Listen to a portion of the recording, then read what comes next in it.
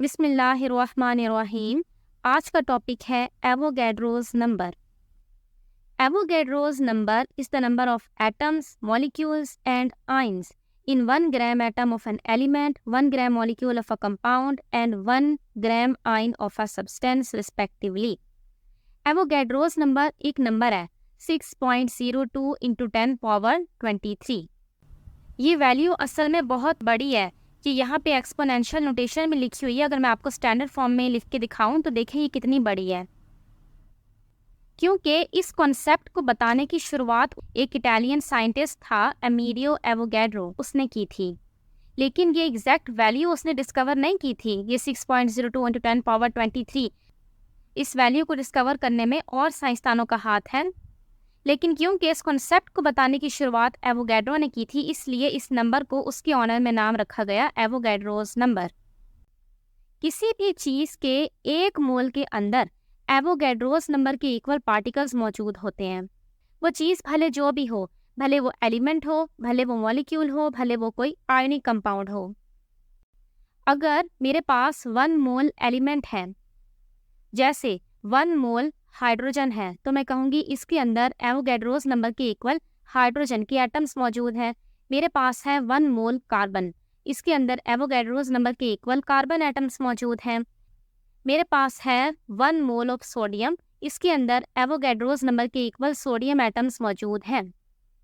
और अगर मेरे पास मॉलिक्यूल्स हैं, जैसे मेरे पास है 1 मोल ऑफ H2O, तो इसके अंदर एवोगैड्रोस नंबर के इक्वल H2O के मॉलिक्यूल्स मौजूद हैं।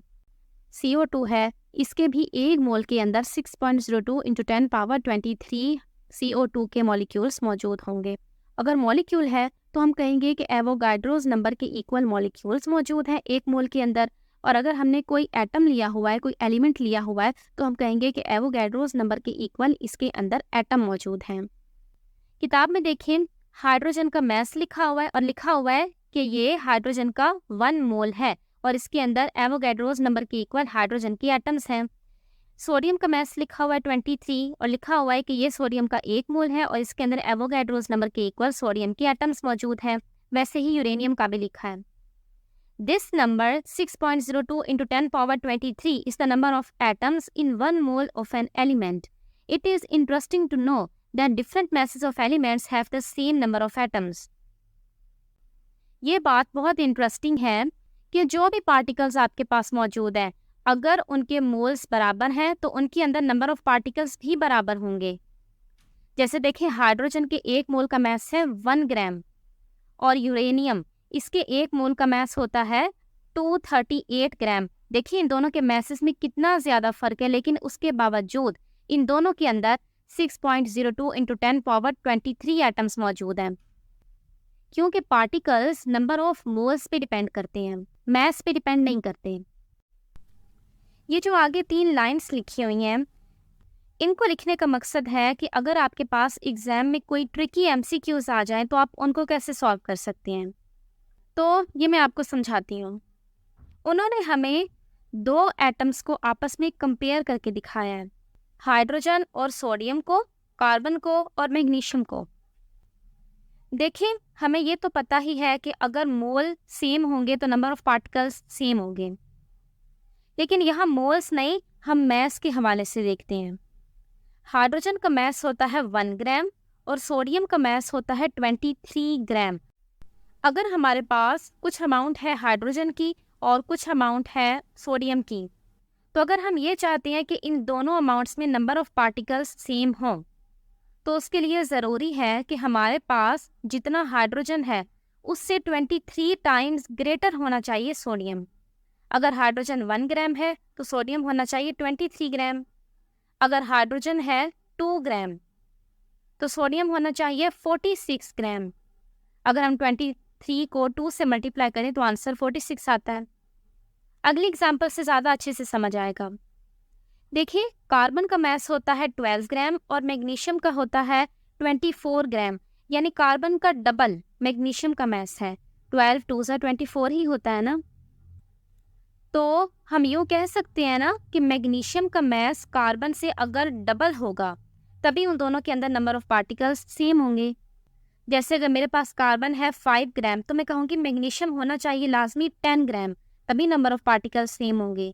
या फिर अगर कार्बन है 4 ग्राम तो मैं कहूँगी मैग्नीशियम होना चाहिए लाजमी 8 ग्राम, तभी नंबर ऑफ पार्टिकल्स सेम होंगे। आगे मॉलिक्यूल्स और आइंस, इनके मतलब भी यही लिखा हुआ है कि अगर इनके मोल्स बराबर होंगे तो नंबर ऑफ पार्टिकल्स भी बराबर होंगे। फ्रॉम द अबव डिस्कशन, इस सारी डिस्कशन से हमें पता चला है, we reach the conclusion that the number 6.02 into 10 power 23 refers to 1 mole of a substance, कि ये जो नंबर है एवोगैड्रोस नंबर, ये हम सिर्फ 1 मोल सब्सटेंस के लिए ही लेते हैं। अगर मोल्स बदल जाएंगे तो नंबर ऑफ पार्टिकल्स भी बदल जाएंगे। मोल्स ज़्यादा हो जाएंगे तो नंबर ऑफ पार्टिकल्स ज़्यादा हो जाएंगे, मोल्स कम हो जाएंगे तो नंबर ऑफ पार्टिकल्स कम हो जाएंगे। This number is called Avogadro's number, इस नंबर को हम एवोगैड्रोस नंबर कहते हैं। And it is denoted by Na, और इसका सिंबल होता है Na। अब आगे नंबर ऑफ पार्टिकल्स को कैलकुलेट करने का फॉर्मूला लिखा हुआ है। देखिए 3 फॉर्मूले ऐसे ही लिखे हुए हैं उन्होंने, एटम्स के लिए अलग, मॉलिक्यूल्स के लिए अलग, आयंस के लिए अलग। एक फॉर्मूला भी लिखा जा सकता है और लिखना भी चाहिए ताकि उसको याद करना आसान हो। Number of particles is equal to, particles में सब चीज़ें आ जाती हैं, mass of particle into Avogadro's number over molar mass. Molar mass में भी सब कुछ आ जाता है। अगर एलिमेंट की बात हो रही है तो मोलर मैस एटॉमिक नंबर होगा, अगर मॉलिक्यूल की बात हो रही है तो मोलर मैस मॉलिक्यूलर मैस होगा, और अगर आयोनिक कंपाउंड की बात हो रही है तो मोलर मैस उस आयोनिक कंपाउंड का फॉर्मूला मैस होगा। ये फॉर्मूला हम तब यूज़ करेंगे जब हमें मैस मिला हो। अगर हमारे पास मैस नहीं है बल्कि मोल्स मौजूद है तो हम ये वाला फॉर्मूला यूज़ करते हैं, number of particles is equal two moles into Avogadro's number, कि हमने सिर्फ मोल्स को एवोगैड्रोस नंबर से मल्टीप्लाई कर देना है और उससे हमारे पास नंबर ऑफ पार्टिकल्स आ जाएंगे। उसके अलावा इस पहले फॉर्मूले से मैं एक और फॉर्मूला डिराइव करूँगी और वो है मैस को कैलकुलेट करने का। यहाँ पे मैस ऑफ द पार्टिकल लफ्ज़ यहीं पे पड़ा रहे।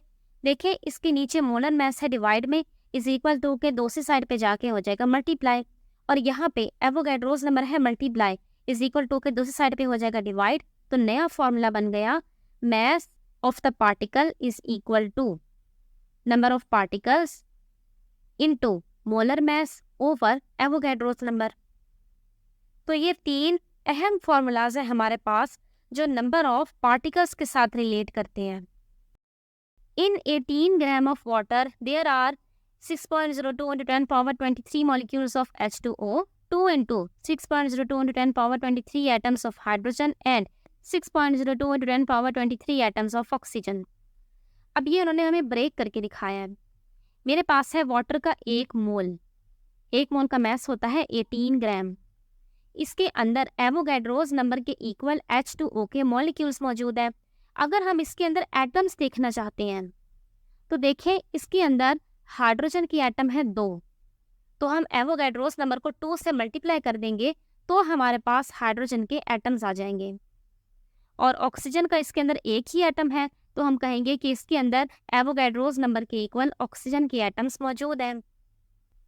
Similarly 98 gram of sulphuric acid has twice the Avogadro's number of hydrogen atoms, 4 times the Avogadro's number of oxygen atoms and the Avogadro's number of sulfur atoms। Sulphuric acid है 98 ग्राम यानी इसका 1 मोल है, इसके अंदर एवोगैड्रोस नंबर को 2 से multiply कर दे यानी twice the Avogadro's number hydrogen के एटम्स हैं और एवोगैड्रोस नंबर के इक्वल सल्फर के एटम्स हैं, और 4 टाइम्स एवोगैड्रोस नंबर के इक्वल ऑक्सीजन के एटम्स हैं क्योंकि O4 है इसके अंदर। अच्छा, अगर हम अलग अलग एटम्स नहीं देखना चाहते, हम ये देखना चाहते हैं कि पूरे एक मॉलिक्यूल के अंदर कितने एटम्स मौजूद है। हम ये नहीं पूछ रहे एक मॉलिक्यूल के अंदर कितने मॉलिक्यूल्स मौजूद हैं, वो तो पता ही है कि एवोगैड्रोस नंबर के इक्वल मॉलिक्यूल्स होंगे। हम कह रहे हैं एक मॉलिक्यूल के अंदर टोटल नंबर ऑफ एटम्स कितने हैं। तो उस मॉलिक्यूल के अंदर जितने टोटल एटम है ना, आप उनको गिन लिया करें। जैसे H2O, इसके अंदर 2 H के हैं और 1 O का है, यानी टोटल 3 तरह के एटम्स हैं। तो एवोगैड्रोस नंबर को 3 से मल्टीप्लाई कर देंगे तो हमारे पास H2O के टोटल एटम्स आ जाएंगे। सल्फ्यूरिक एसिड, इसके अंदर है 2 हाइड्रोजन के, 1 सल्फर का और 4 ऑक्सीजन के, यानी टोटल हो गया 7। तो एवोगैड्रोस नंबर को 7 से मल्टीप्लाई करेंगे तो सल्फ्यूरिक एसिड के सारे नंबर ऑफ एटम्स आ जाएंगे। Some substances ionize in suitable solvents to yield cations and anions. The number of such ions, their masses, number of positive and negative charges can be easily calculated from the known amount of the substance dissolved. कुछ चीज़ें ऐसी होती हैं कि जब हम उनको किसी सॉल्वेंट में डालें, सपोज करें वाटर में डालें, तो वो अपने आइंस में कन्वर्ट हो जाती हैं, पॉजिटिव आइंस में और नेगेटिव आइंस में। कैटाइंस पॉजिटिव आयंस को कहते हैं और एनाइंस नेगेटिव आयंस को कहते हैं। सल्फ्यूरिक एसिड को अगर हम पानी में डिसॉल्व कर दें तो ये अपने आयंस में कन्वर्ट हो जाएगा, H पॉजिटिव आयंस और SO4 2 नेगेटिव आयंस में। अगर हमारे पास सल्फ्यूरिक एसिड का सिर्फ 1 मोल है तो जब ये अपने आयंस में कन्वर्ट होगा तो भी हम कहेंगे कि इसके अंदर एवोगैड्रोस नंबर के इक्वल H पॉजिटिव आयंस मौजूद है और एवोगैड्रोस नंबर के इक्वल ही सल्फेट की आयंस मौजूद है। लेकिन किताब में उन्होंने लिखा हुआ है कि हमने सल्फ्यूरिक एसिड की अमाउंट ली है 9.8 ग्राम। ये 9.8 ग्राम ऑफ सल्फ्यूरिक एसिड 1 मोल नहीं है। 1 मोल का तो मैस होता है 98 ग्राम। तो हम इस मैस को यूज़ करके सल्फ्यूरिक एसिड के मोल्स कैलकुलेट कर लेते हैं कि यहाँ पे कितने हैं। Number of moles is equal to mass of the molecule over molar mass. Mass यहाँ दिया गया है 9.8 ओवर सल्फ्यूरिक एसिड का मोलर मैस होता है 98। जब आपको मोलर मैसेस किसी के नहीं आते तो आप साइड पे इस तरह से कैलकुलेट कर लिया करें और इन दोनों को डिवाइड करने से आंसर आ जाएगा 0.1। तो सल्फ्यूरिक एसिड के मोल्स हैं मेरे पास 0.1 मोल। तो अब मोल 1 नहीं है ना, मोल है 0.1। तो इस बार मैं एवोगैड्रोस नंबर को 0.1 से मल्टीप्लाई करूंगी तो जो आंसर आएगा मैं कहूँगी कि इतने सल्फ्यूरिक एसिड के मॉलिक्यूल्स मौजूद हैं 9.8 ग्राम के अंदर। अच्छा, अब देखें H2SO4 इसका मोल है 0.1 और इसके अंदर टोटल नंबर ऑफ मॉलिक्यूल्स हैं और इसके अंदर टोटल नंबर ऑफ मॉलिक्यूल्स हैं 6.02 × 10 पावर 22। जब हमें एक कंपाउंड की मुतालिक चीज़ें पता हो ना तो उसके अंदर जो आयंस होती हैं उसके मुतालिक खुद ब खुद ही पता लग जाती हैं। सबसे पहले तो इस कंपाउंड में से 2 आयंस बनेंगे, H पॉजिटिव और SO4 2 नेगेटिव। देखिए H पॉजिटिव एक आयन है और SO4 2 नेगेटिव ये भी एक आयन है। इसको 4 आयंस नहीं समझिएगा, ये 4 इस आयन का हिस्सा ही है। लेकिन H2SO4 इसके अंदर देखिए H2 है ना और आयन बनता होता है सिर्फ H पॉजिटिव, यानी H2 पॉजिटिव नहीं बनता होता ना। तो इसका मतलब हमें एक मॉलिक्यूल से H पॉजिटिव के 2 आयंस मिलते हैं और SO4 2 नेगेटिव का 1 आयन मिलता है। अब हम देखते हैं कि इन आयंस के अंदर टोटल मोल्स कितने हैं और टोटल नंबर ऑफ मॉलिक्यूल्स कितने हैं। देखिए H पॉजिटिव इसके आयंस बन रहे हैं 2, इसलिए हमारे पास जो मोल्स है ना 0.1 उसको 2 से मल्टीप्लाई कर देंगे, आंसर आ जाएगा 0.2। इसका मतलब H पॉजिटिव के मोल्स हैं 0.2 मोल्स और SO4 2 नेगेटिव इसका सिर्फ एक ही बन रहा है तो इसका मतलब इसके मोल्स हैं 0.1। और टोटल नंबर ऑफ मॉलिक्यूल्स कितने होंगे। H2SO4 इसके मॉलिक्यूल्स है 6.02 × 10 पावर 22। तो H पॉजिटिव 2 है ना तो इसको मल्टीप्लाई कर देते हैं 2 से, आंसर आ जाता है 1.204 × 10 पावर 23। और SO4 2 नेगेटिव ये सिर्फ एक ही है तो इसका मतलब इसके अंदर आयंस हैं 6.02 × 10 पावर 22। एक और चीज़, आयनिक कंपाउंड के अंदर टोटल चार्ज कितना है। देखिए ये सल्फ्यूरिक एसिड जो है ये 2 H पॉजिटिव बना रहा है। H पॉजिटिव के एक के अंदर तो एक ही चार्ज है ना और 2 H पॉजिटिव है, इसका मतलब टोटल पॉजिटिव चार्ज 2। और SO4 2 नेगेटिव, SO4 2 नेगेटिव का है तो एक ही आयन लेकिन इसके ऊपर चार्ज है -2 का, ठीक है। तो टोटल नेगेटिव चार्ज भी है 2। और ये बात वैसे भी आप ज़माने याद रख लें कि एक आयनिक कंपाउंड के अंदर जितना पॉजिटिव चार्ज होता है उतना ही नेगेटिव चार्ज होता है। तो अब हमारे पास टोटल मॉलिक्यूल्स हैं 6.02 इंटू 10 पावर 22, इसको 2 से मल्टीप्लाई कर लेंगे तो टोटल पॉजिटिव चार्ज आ जाएगा और 2 से ही मल्टीप्लाई कर लेंगे तो टोटल नेगेटिव चार्ज आ जाएगा। एग्जाम्पल में मेरे पास क्वेश्चन है, how many molecules of water are there in 10.0 gram of ice, also calculate the number of atoms of hydrogen and oxygen separately and total number of atoms and the covalent bonds present in the sample. सबसे पहले तो water के molecules को calculate कर लेते हैं, number of particles का formula लगाते हैं। अब यहाँ पे नंबर ऑफ पार्टिकल्स की बजाय मैं नंबर ऑफ मॉलिक्यूल्स ले लेती हूँ क्योंकि मैंने H2O की कैलकुलेट करनी है। Number of molecules is equal to mass जो हमें मिला हुआ है वो है 10 ओवर मोलर मैस, आइस बर्फ ही होती है ना, आइस भी H2O ही है ना, और इसका मैस होता है 18 और मल्टीप्लाई कर देंगे एवोगैड्रोस नंबर से और इसका आंसर आ जाएगा 3.34 इंटू 10 पावर 23। तो मेरे पास इतने आइस के 10 ग्राम के अंदर नंबर ऑफ H2O मॉलिक्यूल्स हैं। उसके अलावा वो कह रहे हैं अलग अलग कैलकुलेट करें, नंबर ऑफ हाइड्रोजन एटम्स भी कैलकुलेट करें, नंबर ऑफ ऑक्सीजन एटम्स भी कैलकुलेट करें। अब H2O इसके अंदर H2 है ना, तो इसको 2 से मल्टीप्लाई कर देंगे तो नंबर ऑफ हाइड्रोजन एटम्स आ जाएंगे और ऑक्सीजन एक ही है तो इसका मतलब इतने ही ऑक्सीजन के एटम्स मौजूद हैं। और उन्होंने पूछा है total number of hydrogen and oxygen atoms. हम ऐड करके भी निकाल सकते हैं, हमारे पास जो हाइड्रोजन के एटम्स हैं उनको और जो ऑक्सीजन के एटम्स हैं उनको, इन दोनों को ऐड करेंगे तो टोटल नंबर ऑफ एटम्स आ जाएंगे। या फिर हमारे पास जो नंबर ऑफ मॉलिक्यूल्स आए हैं उसको 3 से भी मल्टीप्लाई कर सकते हैं क्योंकि H2O के अंदर टोटल 3 एटम्स मौजूद हैं। और हमें फाइंड करना है number of covalent bond present in the sample. H2O के एक मॉलिक्यूल के अंदर टोटल 2 कोवेलेंट बॉन्ड्स मौजूद होते हैं और हमारे सैंपल के अंदर टोटल मॉलिक्यूल्स हैं 3.34 इंटू 10 पावर 23। तो हम इसको मल्टीप्लाई कर देंगे 2 से तो हमारे पास नंबर ऑफ बॉन्ड्स आ जाएंगे 6.68 इंटू 10 पावर 23। ये क्वेश्चंस लॉजिकल हैं, थोड़ा सा गौर फिक्र के बाद ही सॉल्व हो जाते हैं। अगला question, 10.0 gram of H3PO4 has been dissolved in excess of water to dissociate it completely into ions. H3PO4 का मैस दिया गया है 10 ग्राम और बताया है कि वाटर में डिसॉल्व होने के बाद ये अपने आइंस में कन्वर्ट हो गया। कौन सी तरह की इसने आइंस प्रोड्यूस किए? H पॉजिटिव और PO4 3 नेगेटिव। H पॉजिटिव के 3 बनाए हैं इसने और PO4 3 नेगेटिव का 1 बनाया है। सबसे पहले कैलकुलेट करने को कहा गया है नंबर ऑफ मॉलिक्यूल्स। फॉर्मूला लगा लेते हैं, number of molecules is equal to mass of the molecule into Avogadro's number over molar mass। mass दिया गया है हमें 10 और molar mass H3PO4, इसको साइड पे कैलकुलेट कर लेते हैं। H का होता है 1, इसको 3 से मल्टीप्लाई करेंगे, आंसर आ जाएगा 3।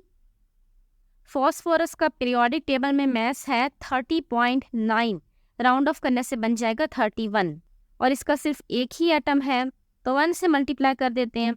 ऑक्सीजन का मैस होता है 16, इसको 4 से मल्टीप्लाई करेंगे, आंसर आएगा 64 और इन सब को आपस में ऐड करेंगे तो ये बन जाएगा 98। वैल्यूज पुट कर देते हैं, इसको सॉल्व कर लेते हैं, आंसर आ जाएगा 0.614 इंटू 10 पावर 23। पॉइंट हमेशा फर्स्ट नॉन ज़ीरो डिजिट के बाद अच्छा लगता है, यानी 6 के बाद, तो हम इसको उठा के आगे कर देते हैं, ये बन जाएगा 6.14 इंटू 10 पावर। ये नंबर देखिए 1 से छोटा है ना, तो इसके अंदर जब पॉइंट आगे की तरफ गया तो पावर आएगी -1। तो 23 में से हम माइनस कर दें 1 को तो आंसर आता है 22। 6.14 इंटू 10 पावर 22 ये है number of molecules of H3PO4। उसके अलावा उन्होंने हमें कहा है number of positive and negative ions find करें। H पॉजिटिव कितने बने हैं और PO4 नेगेटिव कितने बने हैं। देखिए एक H3PO4 मॉलिक्यूल 3 H पॉजिटिव बनाता है, तो इसलिए जो हमारे पास नंबर ऑफ मॉलिक्यूल्स है इसको 3 से मल्टीप्लाई कर देंगे तो हमारे पास आ जाएंगे H पॉजिटिव आइंस की क्वांटिटी। और PO4 नेगेटिव, इसका एक ही बनेगा एक मॉलिक्यूल से, तो इसलिए वो 6.14 इंटू 10 पावर 22 ही होंगे। आगे उन्होंने कहा है message of individual ions, H positive और PO4 नेगेटिव, इन दोनों के मैसेज को कैलकुलेट करें। हमने मैस का फॉर्मूला भी देखा था ना, mass of substance is equal to number of particles into molar mass over Avogadro's number। तो पहले H पॉजिटिव का mass कैलकुलेट कर लेते हैं। mass of H positive is equal to, H positive के लिए नंबर ऑफ पार्टिकल्स वो हमने अभी देखे थे कितने हैं H पॉजिटिव के, 1.842 इंटू 10 पावर 23। इसका मोलर मैस होता है 1, डिवाइड कर देंगे एवोगैड्रोज नंबर से और इसका आंसर आ जाएगा 0.3059 ग्राम। मैस ऑफ PO4 नेगेटिव, इसका मैस कैलकुलेट कर लेते हैं। इसके लिए नंबर ऑफ पार्टिकल्स हैं 6.14 इंटू 10 पावर 22 इंटू PO4-3, इसका मोलर मैस होता है 95, फॉस्फोरस का होता है 31, ऑक्सीजन का और O4 है ना, O4 का होता है 64, ऐड करने से आता है 95। डिवाइड कर देंगे एवोगैड्रोस नंबर से, आंसर आ जाएगा 9.689 ग्राम। तो ये हमारे पास इंडिविजुअल आयंस यानी H पॉजिटिव का भी हमने पहले मैस निकाल लिया और बाद में PO4-3 का भी मैस निकाल लिया। लास्ट चीज़ उन्होंने कही थी, number of positive and negative charges dispersed in the solution. उन्होंने हमसे टोटल चार्ज के बारे में पूछा था। तो एक H3PO4 से हमें कितना चार्ज मिलेगा, इससे हमें H पॉजिटिव के 3 आयंस मिलेंगे और PO4-3 इसका एक आयन मिलेगा, लेकिन इसके ऊपर चार्ज डला हुआ है 3 का। तो हमारे पास जो नंबर ऑफ मॉलिक्यूल्स है उसको 3 से मल्टीप्लाई कर देते हैं। एक आयनिक कंपाउंड के अंदर हमेशा नंबर ऑफ पॉजिटिव चार्ज और number of negative charge equal ही होते हैं, तो इनको ज़रूरी नहीं होता अलग अलग कैलकुलेट करना, एक को कैलकुलेट कर लें दूसरा भी वही होता है। जैसे देखें यहाँ पे भी दोनों सेम हैं। तो ये था हमारा आज का टॉपिक। अस्सलामु अलैकुम।